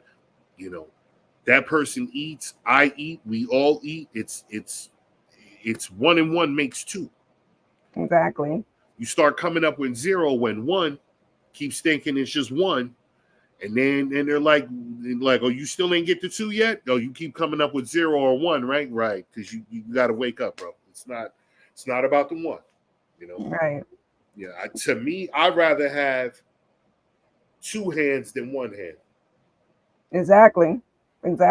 Just to have that help, that way the artist can be like you said earlier, let the artist be an artist, and then let management handle, all that extra stuff, take that load off your back and, get you where you need to be, and also keep you away from shady situations, because we know that's a whole nother thing. A lot of scammers out there, which I can point them out easily now. You can't fool, I'm sorry, you can't fool Same. I can easily point them out. Oh no, that's a scammer. Certain people try to hit you up, I'm from this magazine. I'm from no, you're not. Stop. Oh, Let's man. stop it. I used to have fun with them, right? No. I'm from Double XL. I'm from the source, right? Look. I had this guy hit me up, right? So he's like, oh, I'm from the source, and I could get your artist on the cover and all of this, right? I was like, yo, bro, let me ask you a question. When's the last time anybody gave a fuck about the source? Let's start with that, bro. Thank you. Let's start with that. Who gives a fuck about the source? Okay, that's number 1. Number 2, I know the direct line and the company you have to go through to get to the source. So I'm like, I know you're not them. And I'm like, in number 3, I'm like, you do realize what you're doing is illegal, right? I'm like, you can't have and artists need to know this as well.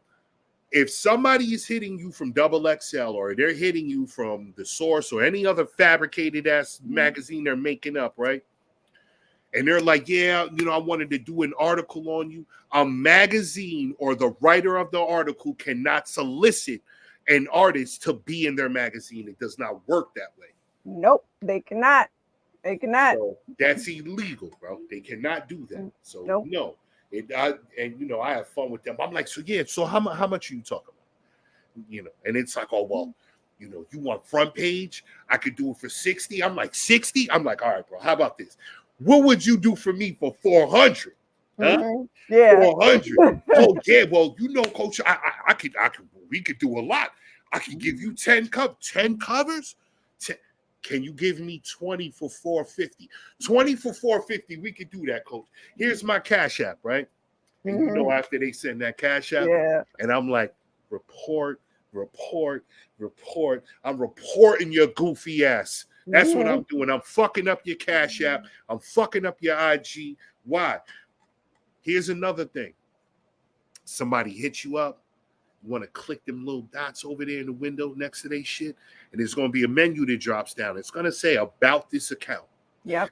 That about this account, that tells you when that account started. 9 times out of 10, that person that hit you, it's going to tell you when that account started, and sometimes it'll tell you where, right? Yeah. So more than likely, that account was started in the last 24 to 72 hours, and more importantly, 9 times out of 10 are probably from Nigeria, bro. Yeah. And that's just a solidified fact, just like, but there you have artists that believe it. And I know it's so sad. I've had in the past, there's been some they're like, yo, can you look at this? I'm like, nah, that ain't, it ain't. One even tried to hit me up from XXL, gonna greet me with yo fam. I said, you're supposed to be a writer for a magazine and you hit me up with your fam. That's how I talk. Nah. Yo, fam. You don't do that. Yes. Man. What's good, fam? Like, what's good, fam? Like, who the fuck are you? Nah, like they had this scamming thing going on, and it was that, and then the mixtape scam shit. That shit I ain't gonna hold you. That shit kind of had me tight because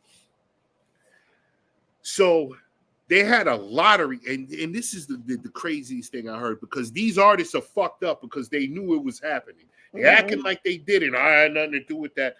So these artists were letting this company that is solidified, a company that used to print lottery tickets, right? So what they were doing is using these artists' DM to contact the general public.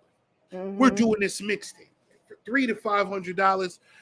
Get you down, and you can do this mixtape with this artist. So they were doing it with The Game, Jadakiss, wasn't it Fat Joe too? Fat Joe, Cassidy, Royce the 5'9", a bunch of different ones, right? Here's the wild shit, and this is when I knew it was funny, right? Yo, the scammers that was using Jada's name, right? They hit my wife up on Facebook. Was like, yo, fam, just like you said, yo, fam, we like that music you making. Let's work. Let's put it together, right? My wife and I are cracking up. I'm like, yo, bro, she don't even rap. What are we talking about? What? Yo, a couple of artists I know hit me up like, Coach, I know you know what's going on. This is what's happening. I was like, yo, it's a scam. They're like, how do you know? I'm like, do you trust me? They're like, Coach, I trust you with my life. I'm like, this is what I want you to respond. Suck my dick, eat shit. I ain't doing nothing with you. And I bet you they're going to be like, yo, what's your budget? They replied that, yo, what's your budget, fam? I'm like, bro, it's a scam. Yes. It took me, I want to say like 3 days to find them, because I had to track one URL and track another one and track this email to that name. And I finally found the company, and the 2 main people were doing it. And listen, sometimes that shit backfired on a perfect example. My artist Pure, right? Pure signed to God Mode, okay? And I can tell you, because like I have a real life relationship with this man. That's not the person you want to play with, okay? They hit him up on that Jadakiss scam shit. Here's the difference though. Pure knows Jadakiss. Right. So Pure hits his contact. Like, yo, why Jada in my DM asking me for money for a mixtape, bro? Like, what the fuck is going on? And they was like, yo, don't believe that shit. It ain't Kiss. It's this company. You know what I'm saying? So it's like, yeah, this is something that is very real. Now, there's some of them that actually knew what was going on. Fat Joe was one of them. You up? Yep. I got a story for you too. I won't tell you the name of the artist. This was a previous artist I used to manage, but it got so bad that they utilized they went on FaceTime, and the person was all excited. Yeah, they did the same Fat Joe. I said, that's not Fat Joe. They're taking clips up here, but it's not really him talking to you. Right. I said, it's not. And that person was so distraught. I said, I'm telling you.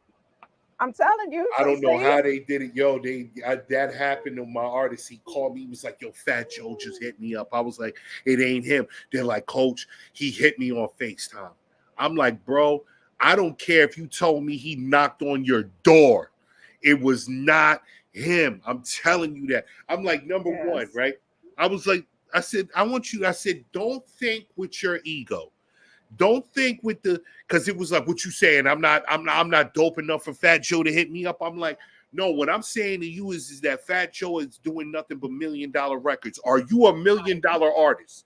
Let's ask ourselves that. Let's be realistic. Exactly. Right. No, you're not $1 million artist. I said, so that's number one. Let's say you're thinking, well, maybe, he tapped in now. Ask yourself this. When's the last time you seen Fat Joe doing a record that's in this lane with an artist of your caliber level? No, you haven't seen that either, right? So why would it make you think that you're so special that it's him? I'm like, do not allow your artist ego to get you fooled. You got artists that are out here giving people thousands of dollars, right? Yes. Thinking they're going on some imaginary tour or a tour that may be real, but they're not really taking you on it, and you're paying this person thousands of dollars. Look, I seen a guy get hit for 30 grand. 30 grand. Thought he was getting a big name feature. Hits me up after he sent the money, and I'm like, why would you hit me up after the fact? He's like, what you mean? I'm like, bro, you just got scammed. He's like, I'm like, son. He's like, how you figure that? I'm like, you sent $30,000 through a bank wire transfer without any fucking paperwork, bro. You have no way to prove that you sent that money based upon a deal. Right. He's like, but I spoke to the guy on the phone, and I'm like, are you sure it was him? Mm-hmm. I think it was. I said, try to call the number back. Right. Your number's been blocked. Why? Because you were goofy and you wanted to believe that you can get this person and you can have access to this.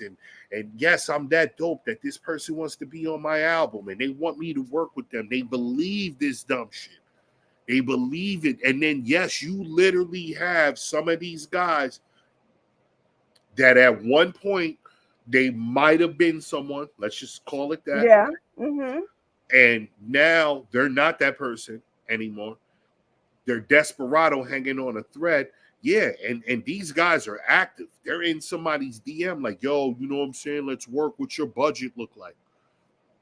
The minute that somebody hits me up or one of my artists and they're like, what's my budget look like? None of your goddamn business. That's what it looks like. Did I hit you up and ask you to do something for me? But you asking me what my budget is. Like, I'm confused about this situation here. You hit me up looking to work with my guy, and now you asking me what my budget is. Nigga, what's your budget?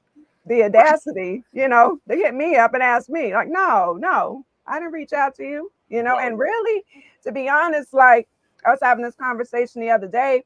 Even if, let's say, you get you pay for a feature with like a big name, well-known artist. The artist, it got to make sense because most of the time these big name artists, they're going to get their bread or whatever, right? But if they're not pushing the single either, it's not going to go anywhere. If that artist is not the same thing all the time, they're not posting it on their pages and stuff. It's not. Nothing. Going nowhere. I had a situation where an artist, he wanted $1,200. This is before I locked in with one of my artists. He paid this guy $1,200, and I was like, "Why the fuck would you do that?" No, $1,500. I was like, "Why the fuck would you do that?" He was like, "Yo, this guy is such and such." I told him, I said, "Listen to me. It never benefits you to do a paid feature, especially a paid feature with anyone, if you don't have in the paperwork that this artist has to collaborate with post with you, right? Mm-hmm. They're gonna post this in their story, say, "Hey, yo, check this new record out I just did with such and such." Because if I'm paying you to do a feature, right? Mm-hmm. What the fuck am I paying you for if I'm not getting anyone from your audience? Right. Exactly. Where's the benefit? Just for me to say, "Oh, I did this feature with such and such." Don't nobody give a fuck. Nope. They don't care. And then on top of that, let's be real. Even if that artist is willing to do that, right? This is where, how do you have money to pay for a feature, but you don't have money to pay to market and promote that feature? Exactly. Make it So, make sense. You see these artists, they have these features, but they don't ever have them in the video. That's why it's like, salute to my guy, Jay Royale. I respect Jay a lot because Jay will have some big names on his feature list for his album. But Jay will turn around and have a fucking video with every one of these guys at the same time. Mm-hmm. These guys are posting his record and saying, "Hey, I did this record with Jay Royale. Go check it out. It's dope." Like, there has to be some type of common interest there. Like, you paying this person, and then here's another thing I look at: the artist that's on the receiving end, that's taking the money. Like, you ain't shit. You ain't shit for taking this artist that's lower than you's money, knowing that you ain't gonna promote his record, bro. Right. Don't be that guy, man. Like, remember when? And here's what I hear all the time: "Yo, coach, when I was coming up, these guys were doing me dirty. I'm just doing the same thing they did to me." And I'm like, and that's why it just keeps being a cycle. You want to continue doing the same thing. I'm like, yeah, you know what? They was also hanging and lynching niggas. They still, you see niggas getting hung from trees outside? Exactly. Right? Like, somebody had to say, "Yo, enough is enough, bro. Cut the shit." Right. Right. People just got to do better. They really, like you said, it's just a never ending cycle. This music business is, I think people get confused. They think it's the music make friends, the music pretend, the music I'm on IG, the music clout chasing, the music cap. No, this is the music business. That means if you're not doing business in music, you should not be here. Because these are the two things that go together. If you're not here to do music that is in turn being turned around in a business cycle, then what are we here for? Like, we're here for you to just say you dropped this album and on DSPs and go check it out, and you want a couple of thousand views and likes. Like, bro, you want to feed your ego? Go buy some fake bots. Go buy some fake bots. Feel good about yourself. Your page is probably going to get shut down because you got all them fake followers, but so be it. Go do it. This shit is real, man. Like, a lot of times people think that this is a game and it's okay to play with people's time, right, and just to get over it. And the thing that kills me, the people that are out here trying to scam you for the most are trying to scam you for the least amount. Yeah. Bro, if you're going to insult me and try to scam me, nigga, at least try to scam me for $1 million. You in my DM for $500? Yes. Like, yeah. Come on, bro. I know, Like, come on, stop it. Like, you that desperate. But I did hear, and this is facts. One of these main artists that was doing that mixtape shit, yo, he made $158,000 in one day. I know he did. In one day. And that was just from getting 500 from this one, 1,000 from this one, $3,000 from that one, 500 from that one, going down the line until none of these artists were on this so-called mixtape. Or none of these artists got that feature from that particular artist. Then this is the part that bothered me. Then the artist's name that got used. Now you want to be in a DM like, yo, that wasn't me. Right. That was a promotion company that I let use my Instagram. No, nigga. No. They hit me from your IG page. Yes. Your ass is liable. Yes. Your ass is Take liable. responsibility. You know, you're just as responsible. You know what was going on. Right. You know? Because how they get access to your IG? Don't hit me with that. My account got hacked shit. I don't want to hear none of that. Nope. Because the one thing that I realized, there's a company. There's a company that has two offices. There's one in Manhattan in New York, and there's one in LA. This is like I would call the rapper starter kit agency. So let's say you get signed in one of these little situations, right? They bring you to them. Like yesterday, you had 800 followers. Today, you got 400,000 followers. Right? Mm-hmm. This is the company that does that. These are the people that set it up. Right? So they set it up for the artists. But these people that are scamming, they're not a part of that agency. So then when these artists are like, well, I didn't even set up my Instagram. I went to this agency and, you know, they had to have something to do with it. Yo, like, then that agency started putting out notices like, if such and such artist told you that we had something to do with that, they're lying. It's a different world out here right now, man. It is a very different world. It is. Got to be sharp, people, you know. Like my man Josh says, stay sharp. That's right. See, we done dropped so many gems here on Activated. We sure have. See. Yeah. Oh, you know, they got some information. Like I said, you know, if anybody wanted some info, we were here for it. Yep, we were here. You know, manager 101, trying to tell y'all, you know, just be sharp, everybody, you know, and just pay attention. And you got a manager, please, you know, let them do what they do, you know. And be smart who you choose to be your manager. Yes. Sometimes you got people that are saying that they're managers, and it's like, bro, you work at Target. Right. What are we talking about right now? Yeah. Like, yes. You work at Target. Stop it. Stop. Yeah. Just got to be smart about it, you know. Just got to be smart, you know. Absolutely. Mm-hmm. But, you know, on that note, you know, we got one more song to close everything out. But before we do all of that and close it out and everything, you know, we should talk about the song, too. So I know Mondo Slade's got a new song that's out, Trick Cards, right? Or new visual. Yeah. Slade is, let me say this about Slade, right? Slade is one of the most talented and the most genuine people that I've ever met in my entire life. Slade can't be put into a category or a box, right? So it's like a lot of people will say, oh, well, Slade, you know, like he makes this type of music or whatever, right? Like I've seen this guy make so many different variations of music. It's insane. Like he got rock music, all kinds of shit. I took Slade to Shade 45. Mm-hmm. They turned the beat on. Yo, Slade blacked out. I mean, yo, he spit, I think it was like 32, 36 bars straight. Just, and he was so poised.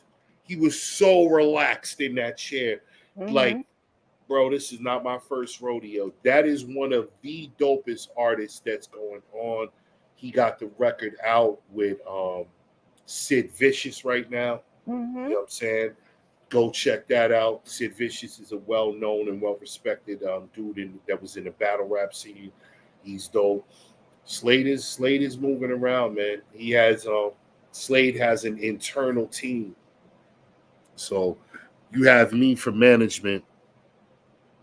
Then Slade has an in-house producer. Mm-hmm. His name is Ren. Call him on IG's King Ren Beats. And then he has another producer, which is also a mixing engineer, a graphic designer, a video guy. Again, Prime is one of the most multi-talented, multifaceted people I've ever met. There's not much that Prime can't do. And that's, you see him on Instagram, he's Minister Hot, but that's Prime Minister. Yeah, that's his inside team. Like, when when Slade came to me, the team came to me. You know what I'm saying? Like, yo, coach, we we need you. You know what I'm saying? Mm-hmm. We want to get involved with you. You know, Prime was one of those guys that tapped in. But yeah, Slade has the new project. It's out now. We just did the physicals, the tapes and the CDs with Bars Over BS. The vinyl, for everyone that keeps asking me, the vinyl is dropping next month, courtesy of OG Press Records. So, Nice. yes, Sleight of Hand is the name of the album. Nice. So everybody got to check that out, you know? Yes. Check out Mondo Slade. Check out Maze Overlay. Maze got a new project on vinyl dropping. Got a new album out. It's called Medium Raw. Javi Darko has a new album out. It's called Death of an Immortal. He's going to have a physical drop next month. I got Pure working on 2 albums at one time right now. Me and Ja about to finish wrapping up his album, which is Children of the Scorn. We're about to finish wrapping that up. 88's album drops tomorrow. Yeah. You know what I'm saying? Stacks 410. I got Stacks and 88 are actually working on an album together. Nice. So Stacks' next album that's coming out will be fully produced by him. You know, we're working. You know, I'm putting the pieces together. So ideally, what I'm trying to do with Hip Hop Gems is I want to do a summit, a full-blown summit where we have panelists, discussions, conversations, different sections, different forums, and all of that. So this is like something very big, very serious that I'm working on with him. You know, he does the interviews. He has his own little studio situation. Ty's another dope dude. I brought him up to Shade 45 with me as well. So I got some dope shit coming down the pipeline for him. Yeah, but everything else is just this music and everything that's moving around. Got everything happening. Everything is going on. One thing we know for sure is there's going to be music dropping, vinyl, tapes, and CDs coming along with it, and some videos for you as well. That's dope. You know, definitely looking on forward to that. And then, you know, and everybody, you know, everybody tapping in, even people who watch the replay, you know, follow at Coach to God because he has all his people in his bio too. Keyword bio. Everything's in the bio. The operative word, bio. Today's lesson is bio. Yes. Please, everybody, look like respectfully go to the bios. You know, he has all his people on there. So you see his people on his bio, that means you need to be reaching out to him. So, you know, it is what it is. I got, you know, I'm very accessible, Coach to God on IG. You want my email, coachtogod1@gmail.com. Very simple, very easy to get at me. Just tap in. If you have some real business, I'll tap back in. Definitely. Everybody got to be tapped in. Look, you know what? We were so busy talking with, you know, everything that's going on. Like people was commenting, so people have been in here, you know. Oh, word. Yeah, I see like one message every once in a while. Yeah. Like, you know, about, you know, so I'm just, you know, we appreciate the love, you know. We were just here caught up schooling everybody on stuff, you know. So because usually my comments, it'll usually will scroll up and say, hey, another comment. Oh, I see Stacks is in there. Salute, Stacks. I see you, brother. Yep. So everybody's in there, you know. Thank you, King Kamal, always supporting, you know, and everybody's been in here. So, you know, everybody's highly appreciated, you know. Yeah, and AI is on the route to report. They think AI is going to replace that. The federal government is about to put a indefinite ban on AI because what happened was somebody took a Biggie record.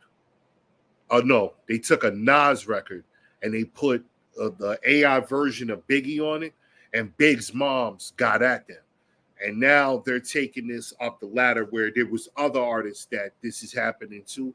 Yeah, that AI shit is going to fizzle out real quick. The federal government's about to put a ban on that. Just like when you put your music out and somebody's sample gets scanned and they flag the record.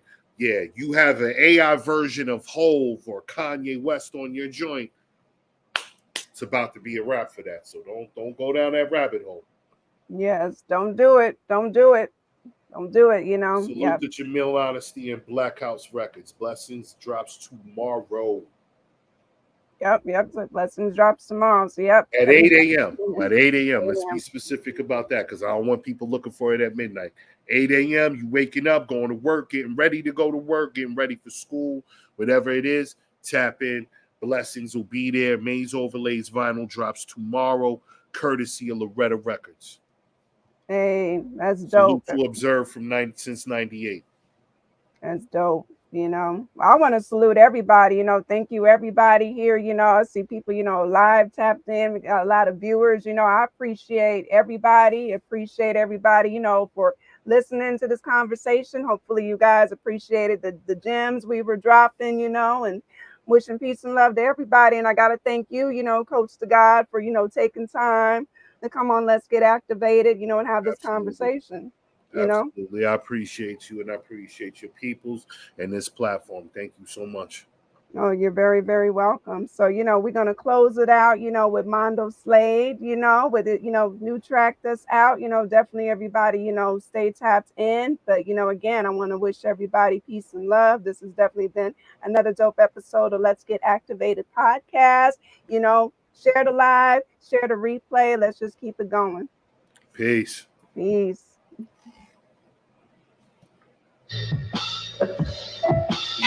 Yo, fuck Laura, nigga. Fuck you talking about, nigga. Word, nigga, fuck that bitch. Where Myra at, nigga? Captain, bitch. Call this shit Valley, man. Waterhead, bitch. Waterhead, bitch. Waterhead, bitch. Taking on my niggas, you know what I mean? Yo. Rock polo, Ralph Lauren overcoat, raw cone dolo. A nigga might overdose, call me Han Solo. My son'll get emotional, red beam like a lightsaber, leave you comatose. Have you lying with that long nose, you Pinocchio. For that cream, give him 2 rounds, that's an Oreo. Niggas got that corny flow, you know how the story go. Mickey Raw, found out he cheating like the Maury Show. Max the Million, quarter P in the back, we chillin'. A couple hoes trying to catch the feeling. I sold my soul, bought it back with interest. Teach you my craft, put my tracks on interest. A couple hoes trying to catch the feeling. I sold my soul, bought it back with interest. Teach you my craft, put me feeling like Alan Wade. I'm with a Dane Firehead, call her Johnny Blaze. They surfed the net in the days till they found the way. I'm dog walking, I do it more than often, word up. Hopped out there, lift my shirt up, just like Doughboy. Purple label suit corduroy, take a Polaroid. Stand on the middle of the sun, I'm the golden boy. Pocket check, what you holding, boy? I be overjoyed to go in, cutting ribbons at the grand opening. Never trying to be broke again, fuck it. Big dorsal fin, great white sharks, we at the open swim. Alley-oop duck, I broke the rim. Making highlights, that's what I'm good at. Looked at my work, I stood back. Snatched a stimmy check off a hood rap. My nigga, what you looking at? Let you hold my style, then I took it back. On the chessboard, you get your rook snatched. How it happens, like God speaking through us, how we rapping. Leave my telephone number for your bitch on the napkin. Cloak and Dak. Life and death, space and time, fate and chance. These are the forces of the universe.